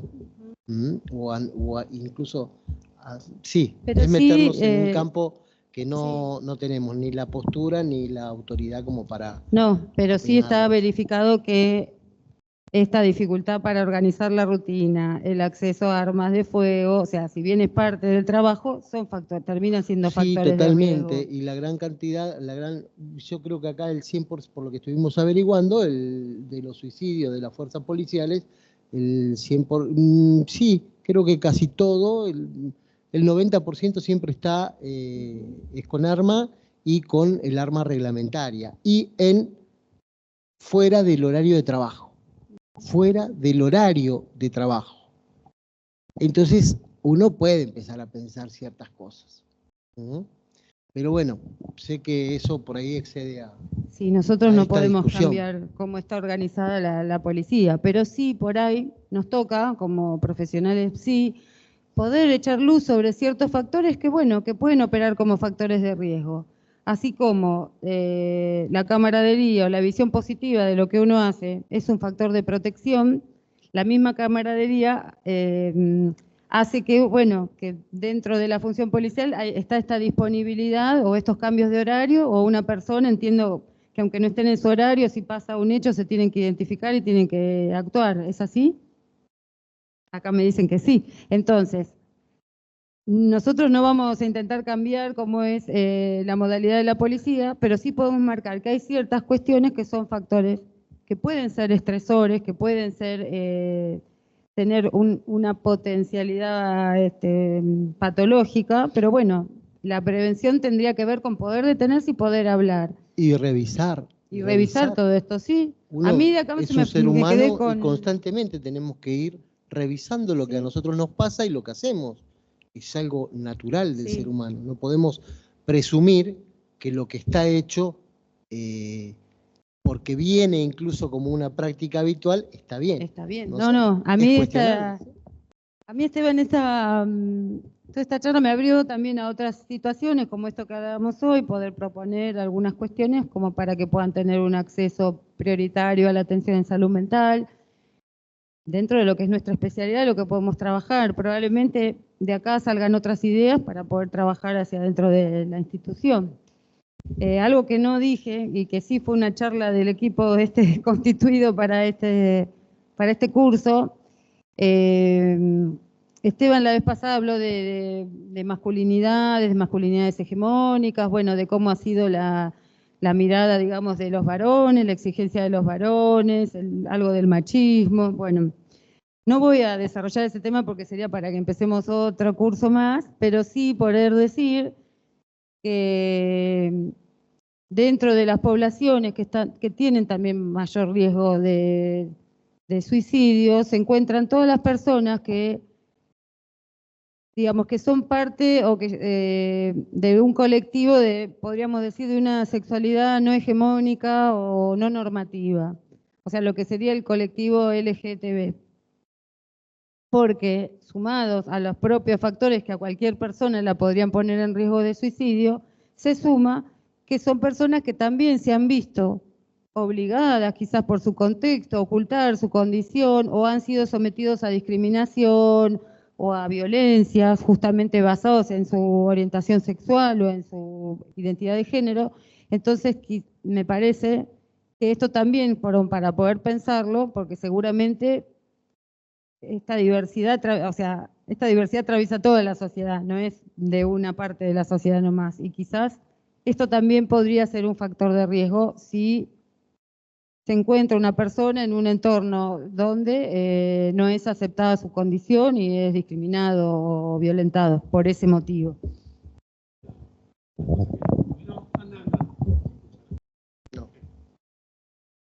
Yo te escucho, pero no sé si se escucha.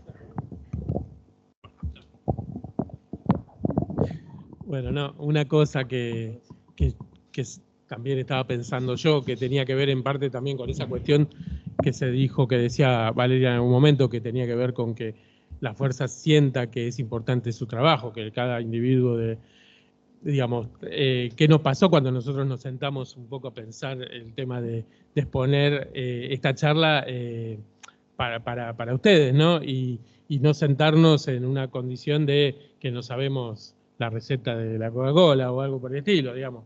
Esto es una cuestión humilde ni siquiera de profesional a otra persona, sino de persona a persona, ¿no? El trabajo de ustedes nos traspasa todos los días a nosotros, porque nosotros cuando empezamos a leer un expediente, lo primero que leemos es la intervención de ustedes. Para nosotros, y por otro lado, nos hemos encontrado muchas veces hablando entre compañeros, hablando del trabajo que han hecho ustedes, de lo bien, de cómo un video que encontraron en una casa, qué sé yo, que es parecida a la cara de fulano que está en Facebook, y cómo de golpe se llega a dilucidar un hecho, un evento, gracias al trabajo que ustedes hicieron o al interrogatorio que hicieron cuando la persona se presentó a hacer la denuncia. Entonces, realmente para nosotros es importante lo que ustedes hacen. Nosotros nos consideramos parte de ese engranaje en el que todos formamos parte, que tiene que ver con tratar de hacer lo mejor posible el trabajo y que de alguna manera seamos una sociedad en lo posible haya menos sufrimiento, menos daño, menos muerte, menos dolor. Quería que quede claro esto también y que de hecho creo que en realidad lo estoy hablando por todos mis compañeros porque nos sentamos a hablar y salió esto. Y también una de las cosas que recalcamos en ese momento tenía que ver con las veces, porque estamos hablando de suicidio, obviamente que más que nada para mirado hacia adentro, ¿no? De la fuerza para adentro, pero también las intervenciones que ustedes han hecho en situaciones de intento de suicidio, de meterse al canal, de meterse al Río Grande, etcétera, etcétera. Nos consta, nos sentimos parte como compañeros de trabajo y el trabajo de ustedes todo el día, todos los días lo valoramos y nos sirve para después hacer nosotros también nuestro trabajo, que es otro granito más de arena en esta playa que formamos todos de alguna manera. Preguntas no hay. Bueno, entonces me toca a mí decirles muchas gracias por venir acá. Estoy viendo que hay como 47, si mal no leo, personas conectadas en el resto de la provincia, ¿no? Así que muchas gracias y bueno, hablo por mí, pero lo sumo a ellos.